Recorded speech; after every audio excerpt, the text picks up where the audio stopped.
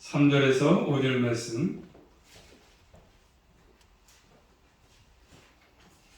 베드로전서 1장 3절에서 5절, 신약성경 377면 한 절씩 받겠습니다. 찬송하리로다. 우리 주 예수 그리스도의 아버지 하나님이 그 많으신 긍휼대로 예수 그리스도의 죽은 자 가운데서 부활하심을 말미암아 우리를 거듭나게 하사 산 소망이 있게 하시며 썩지 않게 더럽지 않게 새하지 아니하는 기업을 있게 하시나니 곧 너희를 위하여 하늘에 간직하신 것이라. 같이 봤습니다. 시작. 너희가 말세에 나타내기로 예비하신 구원을 얻기 위하여 믿음으로 말미암아 하나님의 능력으로 보호하심을 입었나니. 아멘. 기도합니다.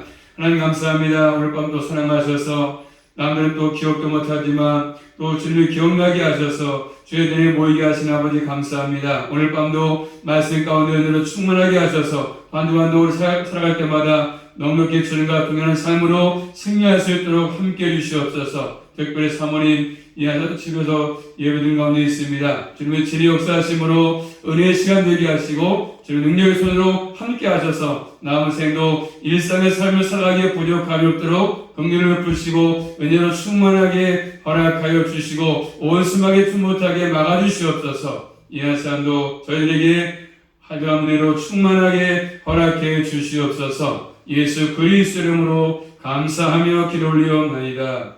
아멘. 제목 따르겠습니다. 하나님의 많으신 긍휼. 하나님의 많으신 긍휼. 1장 1절에 말한 것처럼 베드로는 교회에서 이 세상 일치를 뭐라고 했습니까? 나그네가 있죠. 나그네라고 말하면서 그러나 얼마나 대단한 존재인가를 가르치고 있지 않습니까? 이 땅에서 교회는 나그네 삶을 살지만 나그네지만 그렇지만 얼마나 대단한 존재인가를 바울은 가르치고 있습니다. 자, 말씀 내려가 7절 말씀 보시면요. 1장 7절입니다. 시작. 너희 믿음의 시련이 불로 연단하여도 없어질 금보다 더 귀하여 예수 그리스도에 나타나실 때 칭찬과 영광과 존귀를 얻게 하려 함이라. 자, 뭘 말하죠? 사도 베드로가? 믿음의 시련이죠. 믿음의 시련을 말하기 전에 먼저 찬송으로 시작하지 않습니까? 믿음의 시련이 있다. 그 시련을 말하기 전에 찬송으로 시작하지 않습니까? 3절 말씀이니까 찬송하리로다 시작합니다. 즉 하나님께서 행하신 놀라운 일이 무엇인지 먼저 말씀합니다. 자, 우리가 하나님을 향해서 찬송이 될 이유가 뭐였습니까? 그 이유를 먼저 말씀하시는데 하나님이 행하신 놀라운 일 이것을 깨달은 사람만이 믿음으로 인한 고난이 올 때도 인내할 수 있다고 말씀하죠. 그 은혜를 깨달은 사람만이 믿음을 통해서 고난이 올 때도 인내할 수 있고 기뻐할 수 있다. 지금 바울이 얘기합니다. 베드로는 얘기합니다. 자, 하나님 향해서 찬송이 될 이유, 놀라운 하나님의 은혜를 이를 깨달은 사람만이 믿음으로 인해서 고난이 올 때 그리고 인내할 수 있고 기뻐할 수 있다고 지금 본문에서 말씀을 주고 있습니다. 자, 다시 한번 3절 말씀 보시죠. 첫 번째로 1절 말씀 보십니다. 한번 시작. 3절요. 시작. 찬송하리로다. 우리 주 예수 그리스도의 아버지 하나님이 그 많으신 긍휼대로 예수 그리스도의 죽은 자 가운데서 부활하심으로 말미암아 우리를 거듭나게 하사 산소망이 있게 하시며. 아멘. 자, 찬송으로 시작하지 않습니까? 찬송하리로다. 그러면서 우리 주 예수 그리스도의 아버지 하나님이 그 많으신 긍휼대로 말씀하십니다. 그리고 이 말씀은 우리의 구원의 시작은 바로 여기 있지 않습니까? 하나님께서 우리를 긍휼히 여기기 때문에 우리가 구원을 받은 것입니다. 하나님의 긍휼하심이 있죠. 우리가 구원받은 것은 그래서 긍휼히 여기시되 조금이 아니라 많이, 그렇죠? 많으신 긍휼로 조금 여기신 것이 아니고 많이, 그래서 아주 많이 여기다고 말씀하십니다. 많으니까 우리의 생각으로 헤아릴 수 없는 만큼 깊고 넓고 풍성하다 말씀하죠. 그래서 우리가 받은 구원은 하나님의 긍휼하심을 통해서 그 풍성하신 은혜를 통해서 헤아릴 수 없을 만큼 굉장히 깊고 넓고 풍성하다고 말씀하십니다. 이 긍휼은 비참한 처지에 있는 사람을 불쌍히 여기시는 하나님의 사랑이죠. 사랑. 마땅히 주어야 될 것을 주지 않는 하나님의 사랑이지 않습니까? 죄의 값은 사망인데 우리가 죽어야 되는데 하나님의 크신 많으신 그 사랑을 통해서 우리에게 주어진 거 아니겠습니까? 그래서 이것이 우리의 구원의 시작입니다. 시작. 자, 우리는 우리의 자신이 구원받은 것은 나에게서 출발하지 않고 하나님의 긍휼하심에서 출발하는 것입니다. 그러므로 구원은 전적으로 하나님의 은혜지, 은혜. 우리가 찬송해야 될 내용은 바로 하나님 그 많으신 긍휼 때문에 감사해서 하나님의 입을 열어서 찬양하는 것이 찬양. 자, 사람이 처한 비참한 처지 뭡니까? 죄의 상황이요, 죄의 상황, 죄. 사람이 가지고 있는 죄도 마찬가지겠지만 그 죄를 통해서 우리에게 와지는 모든 현실적인 상황, 그 죄 때문에 하나님의 교제가 끊어지고 단절된 단절, 그리고 다툼이 일어나고, 그리고 미워하고 서로 시기하고 전쟁, 자연재해, 정신 이상 같은 것들, 그리고 미래적인 상황도 마찬가지 않습니까? 하나님의 진노이란 영원한 형벌까지 다 포함해서 그런 것들입니다. 그래서 이 죄라는 것은 우리가 죄를 인식하는 것보다 훨씬 심각하지 않습니까? 죄가 내가 생각한 것보다 더 죄가 심각한 것들이 많습니다. 심각하지 않습니까? 하나님의 비달에 설 때, 또 말씀에 비춰볼 때 내 죄가 얼마나 큰지를 우리가 알 수 있지 않겠습니까? 그 죄의 심각성이 철저하게 드러나지 않습니까?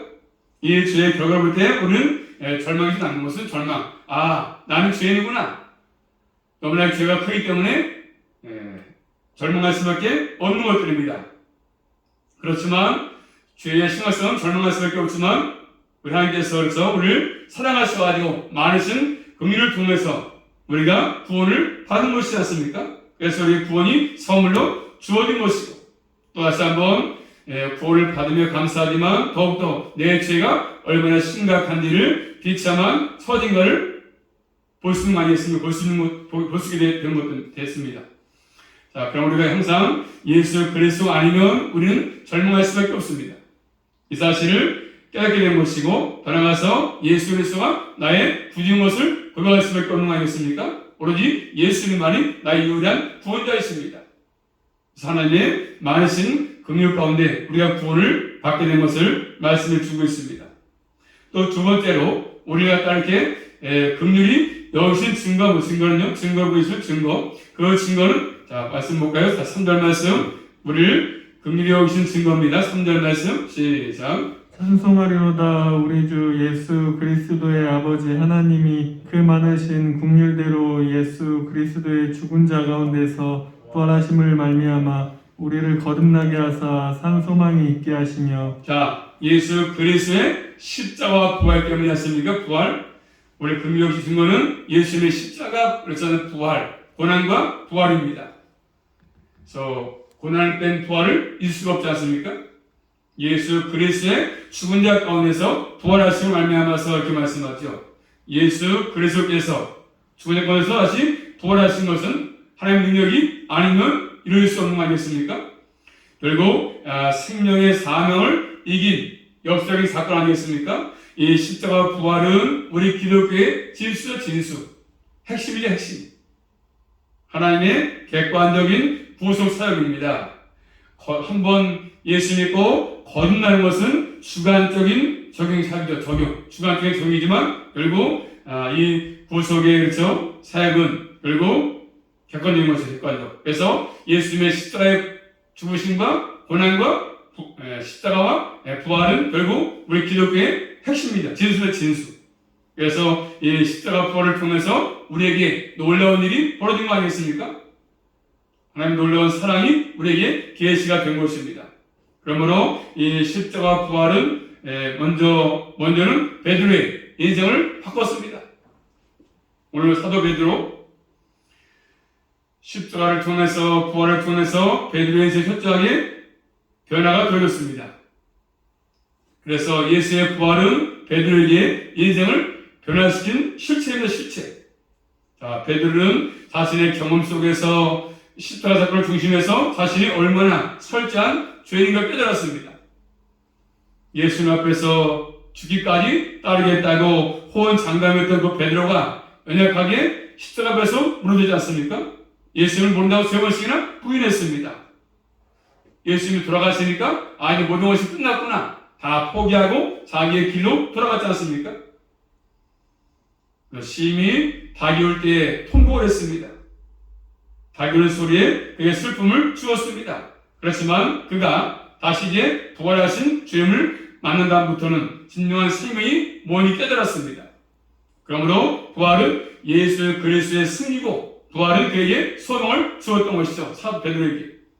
자, 부활은 예수 그리스도의 승리면서 부활은 베드로에게 소망을 주었던 것입니다. 그러므로 예수 그리스도를 따르는 길만이 생명의 길인 것을 철저하게 우리에게 베드로는 깨달았던 것입니다. 예수님이 베드로에게 물었지 않습니까? 요한의 아들 시몬아, 네가 나를 사랑하느냐? 물었습니다. 그 질문을 통해서 베드로는 자신이 가야 할 길을 깨달았습니다. 또 자신이 서야 할 것을 알았습니다. 깊이 인식을 했습니다. 가야 할 길, 서야 할 것을 알았습니다. 그뿐 아니라 베드로는 십자가에 죽으시고 부활하신 그 예수님을 통해서 오는 것이 무엇인지 알았습니다. 무엇이 와지는 것이고 그래서 깨닫고 하나님을 찬양하지 않을 수 없었던 것이지 않습니까? 그래서 결국 현실에 처해 있는 모든 것들을 장차 그들은 인지하면서 철저하게 우리에게 오늘 말씀 중에서 깨닫게 하시는 것들이죠.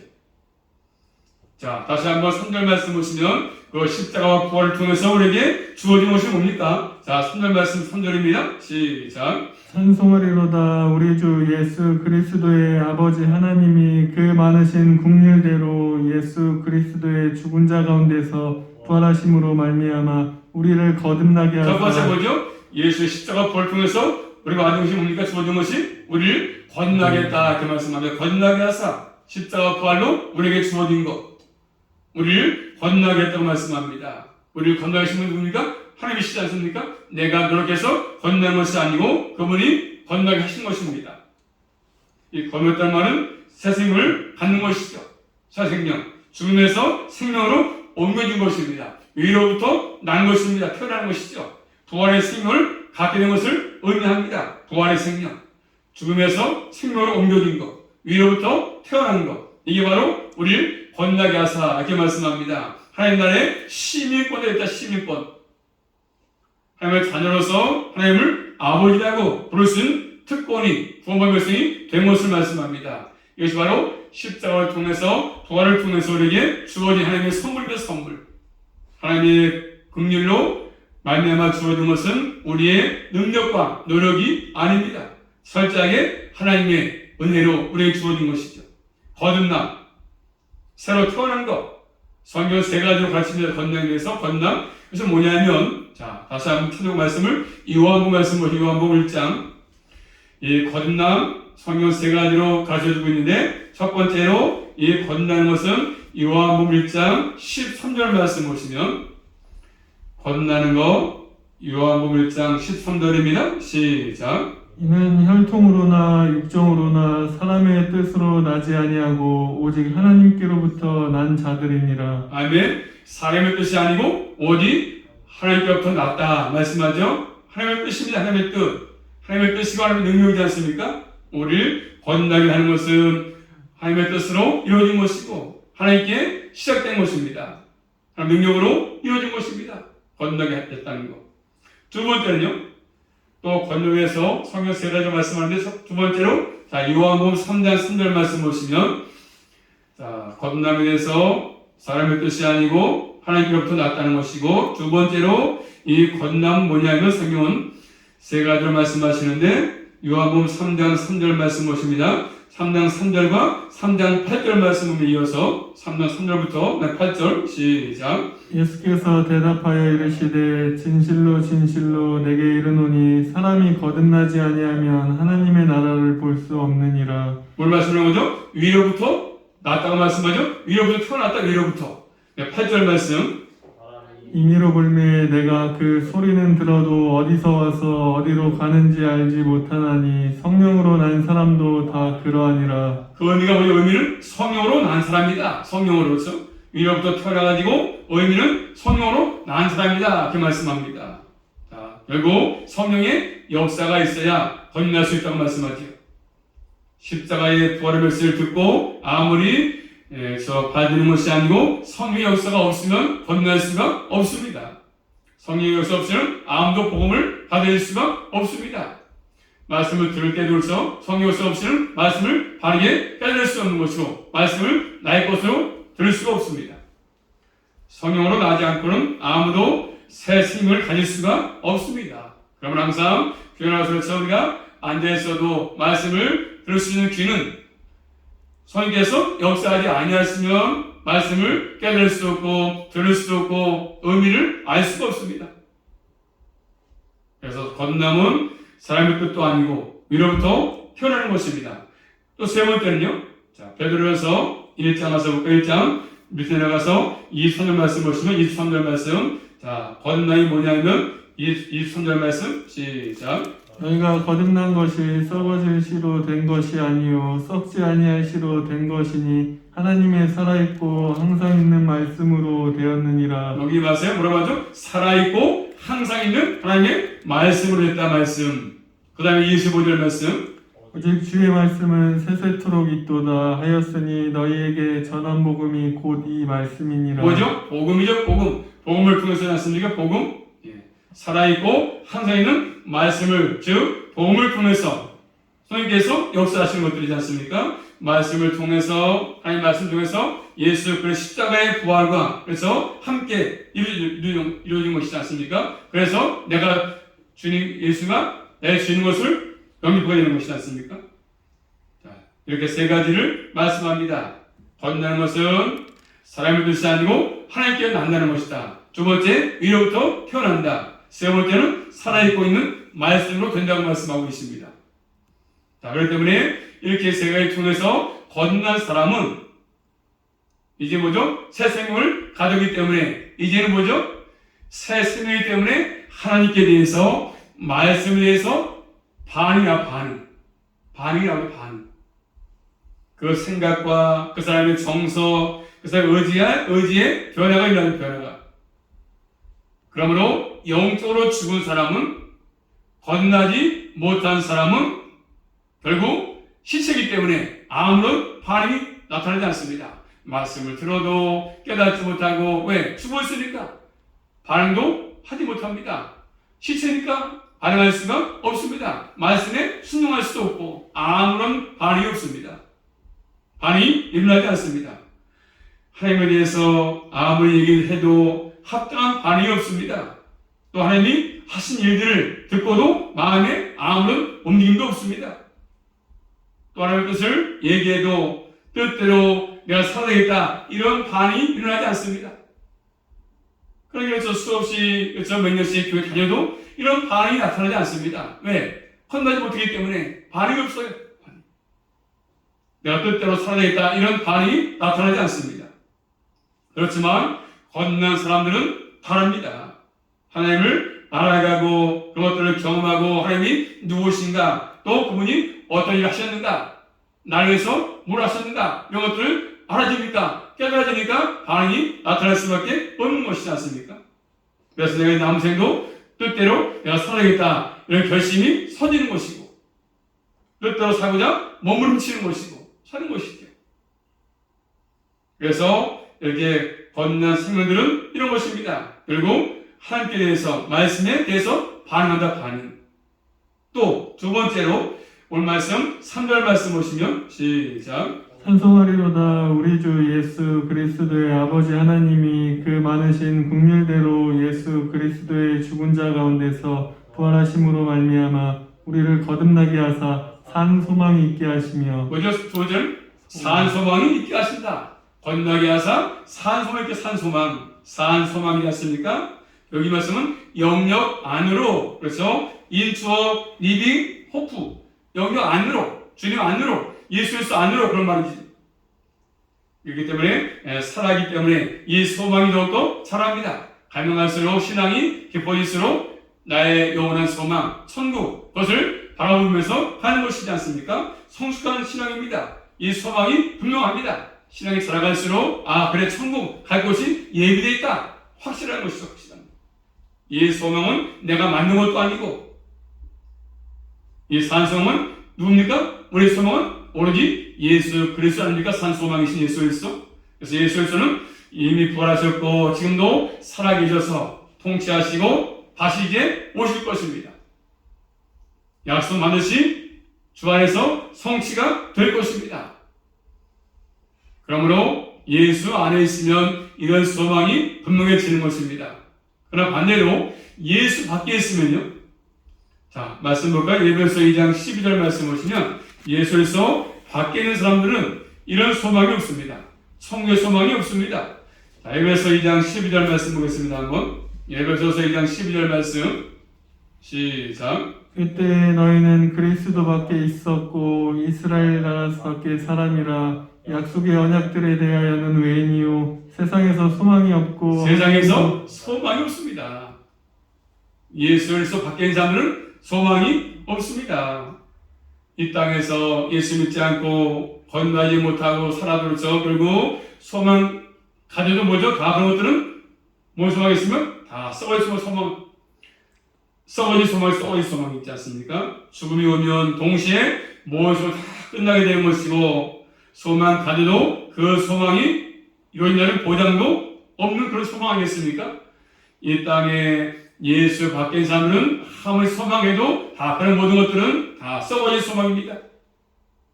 그렇지만 우리는요 이제는 예수에서 아니기 때문에 죽지 않는 소망이지 않습니까? 살아있는 소망을 가진 것이지 않습니까? 사람들은 높은 지위에 갖는 것, 부자가 되는 것 등 이런 것들을 부러워하고 소망하고 살고 있지만 사도 베드로는 그것보다 더 좋은 보물은 뭡니까? 결국 보물은 하나님의 나라다 나라. 천국이다 천국. 그걸 지금 우리에게 얘기하고 있지 않습니까? 사한 소망의 근거. 근본적인 토대. 이 사한 소망의 근거 대신 하나님의 나라. 발견 사람은 어떻게 합니까? 자, 말씀 찾아볼까요? 마태복 말씀 보시면 이 사한 소망의 근거가 되는 하나님의 나라, 천국 이것을 발견한 사람은 어떻게 행동하냐 하면요. 마태복음 13장 가서 보시면 마태복음 13장 44절입니다. 하나님의 나라를 발견한 사람은 어떻게 행동을 취하느냐 하면 마태복음 13장 44절 말씀 시작. 천국은 마치 밭에 감추인 보화와 같으니 사람이 이를 발견한 후 숨겨두고 기뻐하여 돌아가서 자기의 소유를 다 팔아 그 밭을 사느니라. 이렇게 말씀합니다. 저 보화를 발견했으니까 다 소유를 팔아서라도 그 천국을 한 나라를 갖다가 소유하기 위해서 그렇지만 다 팔아도 천국을 살 수가 없지 않습니까? 나에게 선물로 주어진 거 아니겠습니까? 하나님께서 주시지 않으면 받을 수 없는 나라, 갈 수 없는 나라, 천국. 요즘 사람들은 이 땅에서 조금을 유익을 얻는 것이 있다면 하는 나라도 그렇죠. 그리고 팔아버리고 말지 않습니까?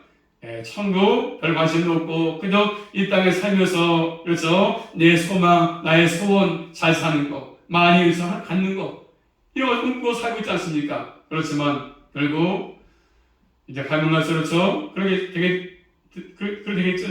점점 천국의 소망보다는 이 땅의 소망을 두고 이 땅의 것을 추구하고 살다가 그리고 이제 아차한 순간에 주님이 오시는 날 슬퍼할 수밖에 없는 현실을 발견할 수밖에 없을 것입니다.